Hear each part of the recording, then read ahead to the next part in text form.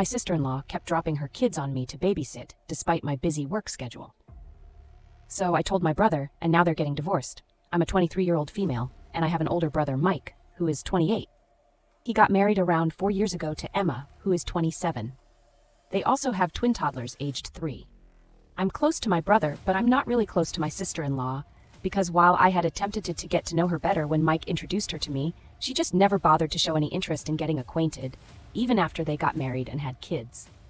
She's never been particularly enthusiastic when it comes to our family, which is fine by me, but then she shouldn't expect us to constantly be at her beck and call either. That's when it becomes unfair. For some reason, she does expect help from me. When she just had kids, she would call me up and tell me to go grocery shopping for her, since she was stuck at home with the kids, and Mike was too tired after work to do anything. I did it the first few times for Mike's sake, but then she started adding more errands, so I had to say no. In more recent times, she'd started dropping their twins off at my house every single day so that I could babysit them while she went about her day. I did it for the first 3 days, but on the 4th day, I told her that I needed to work and I couldn't handle both. But she dismissed it, saying that this was just practice for when I had kids of my own and I would be fine. Besides, I'm staying at home anyway, so it shouldn't be much of a big deal. So, yeah, I do work from home. That part is true, but that's still work. And I don't know why it should mean that I'm available to babysit her kids when I'm clearly still working. It's called work from home for a reason. Also, it's a proper 9-to-5 job, and even though working remotely makes it more comfortable, I still have to work just as hard as anyone working in an office. So I really can't afford to keep an eye on 2 kids while working. I even told her so on the first day itself, but she told me that she absolutely had to go visit her mom, who was sick. My brother didn't like the idea of babysitters and wouldn't trust the kids with anyone apart from me, so she had no other option. She promised that she'd be gone only for a few hours at most, so I agreed to it. But then she was gone for almost 6 hours, and when she finally came back, I told her that this was me doing her a favor just once. But the next time she'd either have to look for a babysitter or get my brother to work from home and watch over his kids instead, because I wouldn't be able to do both things at once. Then she started lecturing me about how I'm their aunt, and I should readily offer to take care of them whenever they need someone, since that's what family is there for. Anyway, she told me that her mom's really sick, and her brother is out of state right now and won't be coming home for another 2 days. So she needs me to help her out with the kids since I'm the only one Mike would be okay with. She also said that my brother is working really hard for a promotion, so it would be wrong to disturb him in any way at a time like this. So this arrangement needs to stay between us. Eventually, she wore me down and I agreed. So for the next 2 days, I watched the kids and also did my work, which was exhausting, while Emma took her own sweet time coming back to pick the kids up. Anyway, on the 4th day, I was finally really excited to have the day to myself, since that was the day that Emma's brother was scheduled to come back home, and she wouldn't have to go take care of her mother since her brother would be there for her. But then again, she showed up right on time and dropped her kids off, saying that she needed to run some errands and she'd be back in a jiffy. Now, I knew that in a jiffy meant 2 hours at the least. I tried to argue with her, but she was in such a hurry that she didn't even listen. She just waltzed in, sat her kids down on the couch, and rushed back out to her car without bothering to wait for me to get a word in. I was furious. So I texted her, saying that for someone who works 50 hours a week, taking up an additional task of being a free babysitter wasn't very easy. The least she could do was at least be honest with me. Once again, she started telling me how I owed this to her and Mike since we were family, and I pretty much lost it at that point. So I took a couple of screenshots of Winry, and after all, I'm not their mother, and I didn't sign up for this. So it seems a bit unfair to just dump the kids on me and leave. I texted him all of this and just vented to him about Emma and her behavior. After around 15 minutes, Mike texted me back saying that he was sorry about all of this and that he was on his way now to pick his kids up. I started feeling a little guilty then, since Emma had told me beforehand that he was stressed about work, and this must have added to it as well. So I tried to tell him that I could handle it today, but he insisted on coming to take them back. When he showed up, he looked really upset and didn't speak much. He thanked me once again for being so patient and understanding about this whole situation, and apologized for the inconvenience, then left. I felt really bad back then, and I still do, since I could see the disappointment on his face. I thought it was because of me and my refusal to babysit my nephews. But 3 days later, I found out from my parents that Mike had filed for divorce from Emma and had also demanded full custody of his kids, while Emma would only get visitation rights. My parents didn't know the real reason either, since they'd found out from Emma's parents, who'd called them up, devastated to inform them about what was happening between their kids. Immediately, I called Mike up to ask what this was all about, since he'd always been head over heels in love with Emma. So this was strange. I went over to his place to talk to him since Emma had left the day that he'd taken his kids back home with him from my house. They'd had a huge argument the evening itself when Emma came back home, and that was what had eventually led to her leaving the house and him filing for divorce the next morning itself. Apparently, this had been going on for a while, where she would take their kids and dump them on some unsuspecting relative and then go about her own day.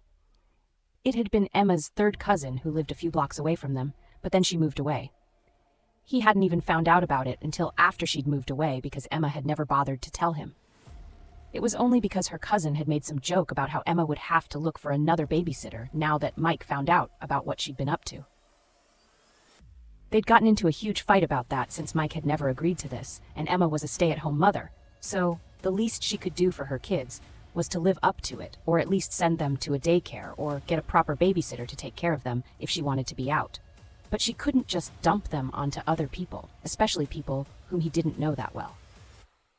She argued that she wasn't ready to send the kids to daycare just yet, and that full-time nannies weren't trustworthy enough. But some random distant cousin of hers whom she'd only met twice or thrice was a better bet. Somehow, he'd explained to her that she couldn't eat her cake and have it too, so she'd have to pick one. Either she could stay at home with the kids and watch them herself, or the other two options he'd mentioned earlier, but she wasn't ready for that. So, they agreed that for the next few weeks she'd stay at home with the kids, and if she needed to go out, then she could tell him to come back home, and he'd be with the kids himself. But like we all know, that's not what happened. In just a few weeks after that, she dumped her kids onto me and went out with her friends. Yeah, her mom wasn't sick at all. One of her friends was getting married, so she's been spending every day with her while I take care of her toddlers. I was shocked and infuriated when I realized that she'd just been taking advantage of my willingness to help my brother out, and I almost had half a mind to call her up and tell her what an awful person she was. But I refrained from it somehow. Anyway, Mike told me that the day I called him up to tell him that she'd dropped the kids off at mine, he lost it, since she was doing exactly what she'd promised she wouldn't do. This time, while they were arguing, she told him that it was all right since he'd said that he didn't want someone he didn't know babysitting their kids, but he knew me and trusted me, so she didn't know what the big deal was. The poor guy had to dumb it down for her to realize that just because I was his sister didn't mean that I was available and willing to watch his kids, especially since I have a full-time job alongside this as well, which her cousin didn't. She was a stay-at-home spouse and didn't have kids of her own, so she could afford to watch ours. But she wasn't particularly close to either Mike or even Emma. So I really delved into her case. That had been enough for Mike to file for divorce and full custody, since she'd made it pretty clear that she didn't want to be a mom anymore. I was really shocked, since even though I'd always known that Emma was never really serious about life, I'd thought that marriage and kids would change that and she'd become a bit more responsible. But clearly that hadn't happened. And my brother and their kids, unfortunately, got caught up in all of it. He was pretty torn up about this whole divorce thing, and on top of that, she wasn't even willing to give up custody of the kids. Despite what she'd said, she hadn't responded to the divorce notice yet. But she was really angry, and his in-laws had been harassing him all day. I consoled him for a bit and told him it would all work out eventually, after which I left feeling considerably sadder about Mike. Once I got home, my parents called me again and asked me if I'd been able to find out anything since Mike hadn't answered any of their calls. So I told them that they'd have to speak to Mike himself, since I didn't know if it was my place to share his reasons, but they kept bugging me about it. So I ended up telling them anyway, just to get them off my back. Once I was done, my parents did a full 180 and started blaming me for how the situation had turned out because they believed that had I just quietly stayed home with the kids that day instead of informing Mike, then maybe this wouldn't have happened at all. I couldn't believe that they were accusing me of being the reason behind their divorce and not Emma's carelessness. And I ended up getting into a fight with my parents over that, but they just weren't ready to listen. They think that I should have thought things through before involving my brother and want me to apologize to Emma and her family for causing so much trouble so that they do something to stop the split, as if it was Emma's decision in the first place. I know exactly why they're doing this as well. It's because my parents are close friends with Emma's parents and don't want to lose the friendship, since Emma's parents are the rich and influential type of people that my parents would love to associate with. They were thrilled when Mike brought Emma home for the first time, since, if it worked out, It would eventually mean an invitation to the pretentious people's parties. But the fact that they were so concerned about appearances and their relationships with other people that they were even willing to throw their own kids under the bus just didn't sit right with me and made me lose all respect for them instantly. I hung up on them and haven't spoken to them ever since. But they keep badgering me and blaming me through text. I don't even dare to block them, since a part of me still loves my parents. Even though I don't like them as people anymore. I can't even bother Mike with any of this, even though he's the person I'd usually go to under these circumstances. But given everything that he's going through at the moment, I don't think that's a good idea. So now here I am, tired of complaining to my brother because my sister kept pressuring me to babysit her kids even though I work 50 hours a week. 1 week has passed, and Mike has been really caught up in the legal proceedings. Emma has decided not to contest the divorce, but is still unwilling to give up custody and wants joint custody of the kids, which still doesn't make any sense to me because I hardly think she's changed her mind about being a mom overnight. Here's the thing about Emma. I guess this might explain her behavior. She's the only daughter of filthy rich parents, and unfortunately, she grew up to be a really spoiled brat. I'm not implying that all kids with rich parents are brats, but she sure is. My parents have known her since we were kids, since our mothers went to the same college. And so they'd sometimes see each other at reunions and stuff. They were friends, but not particularly close. That changed only after Mike began dating Emma. She's one of those people who refused to change with the times and continued to act like she was a high school girl with no responsibilities well into adulthood and even motherhood. She just decided not to grow up, and that's probably a big reason as to why I just cannot bring myself to like her. I'll never know what exactly Mike saw in her, but at least he has the good sense to leave now, since it's become really clear that she's not going to put her own children above having a fun time, like she herself so eloquently says, and that's a dangerous mindset for a parent. He's just lucky that her cousin was a normal, stable human being who didn't harm the kids. And despite my work, I agreed to take care of them, or she might have dumped them onto someone else who she barely even knew, just because she wasn't ready for daycare and nannies. Yet, honestly, nothing she says or does has ever made any sense to me, and I just think she's a Gerdays.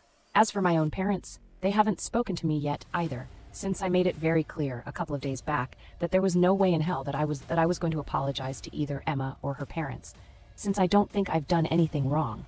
So if they're going to cut me off for doing the right thing and helping my brother protect his kids from a careless mom, then I guess that speaks volumes about how my parents are, rather than me. I spoke to my brother today. Finally, after almost 2 weeks, we did keep in touch in the middle, but it was just rushed small talk and updates on the custody battle. It's been going pretty all right for him so far, and I'm happy about that, but his in-laws, Emma's parents, have started bothering me now. I'm pretty sure that my own parents gave them my contact info and address, which is why Emma's mother dropped by unannounced. Last night, she told me that I was the only person at this point who could convince my brother to agree to a joint custody agreement. I was even ready to consider her requests, since she seemed earnest and desperate. But then she said something so annoyingly shallow that I couldn't take her seriously anymore. She told me that she, her husband, and Emma, most of all, were really distressed about what was going on. The divorce was bad enough in itself, but losing custody of her kids would just shatter Emma. I expected her to say that it would be a real blow to her as a mother, but she went on to tell me that they were already terrified of becoming the talk of the town if Emma did end up losing custody of her kids, which is why I needed to step in and do something to prevent it from happening. I was shocked that these people were more worried about people gossiping about them than they were about their own flesh and blood. That really was the limit for me. I told her that I'd talk to my brother about it, but obviously I had no intention of doing so, and said it only so that she'd go away and leave me alone. This morning, I went over to Mike's house and told him what his mother-in-law had said to me last night. He didn't even seem surprised, just upset that even now Emma didn't seem to care about her own children, but more about what her friends would think if she lost custody of them. I guess now it adds up to why she's been fighting so hard for joint custody. It's not because she suddenly discovered how much she loves being a mother or anything of the sort, but only because she doesn't want to come off as an irresponsible or unstable woman who's not fit to be a mother who lost custody of her kids. This is all just a last-ditch attempt to save her reputation and nothing else, which is disheartening to say the least. The twins have been staying with Mike so far, and sometimes he asks me to babysit, which I do gladly when I'm available. If I'm not, he asks one of his trusted friends, whom he's known for years and who is willing to help out, to look after them, since he hasn't had the time to look into a daycare or nanny yet. Once the custody arrangement is finalized, I guess he'll get to it. I'm hopeful that he'll get full custody, and with any luck, it'll happen soon, because truth be told, Emma really doesn't deserve to be a mother. She wasn't ready for it back when she had them, and she's still not ready now. Maybe she will be someday, but that doesn't seem likely to happen anytime soon, at least not as long as she's living with her shallow parents. No wonder she turned out to be this way. The superficial apple doesn't fall far from the superficial tree, after all. But I'm one to talk given my current relationship with my own parents. They haven't talked to me, and I don't think they will. They've reached out to Mike several times, though he hasn't responded to them and has been really curt and businesslike with them because of the way they've been treating me. He even refused to let them come see the toddlers a couple of days ago and gave them an ultimatum saying that they could either apologize to me and make amends, or they could pretend they had no kids at all and live a drama-free life. They got into an argument, and now my parents aren't speaking to either of us, which doesn't affect either of us anymore. We're much too busy with our own lives, and they've proven time and again that their loyalties lie not with their own kids, but with Emma's parents. So they've made their choice, and we've made peace with their choice. I'm not going to try and change their mind because there's just no point. When Emma eventually loses custody of her kids and her parents cut ties with my parents, maybe then they'll realize what a mess they've made of things. But it'll be too late then. For now, they can keep believing that they're somehow in the right here. Update 3. Hey there, it's been almost 7 Alparat, but at least my parents were dignified enough to not come running back to us immediately. Instead, they resorted to more sly and manipulative means, which is just so classic. We only found out about it because my aunt called me up to tell me about how upset my mother was that Mick and I weren't speaking to her, and neither were Emma's parents returning her calls. We knew it was just an attempt by my mom to make us feel bad for her and get back in touch with her. But it wasn't going to work. If my parents want us back in their life, then they're going to have to do it the right way and apologize to us first, or else we're better off without them anyway. Mike is happy with his life now, and so am I. Thank you for watching. Subscribe for more.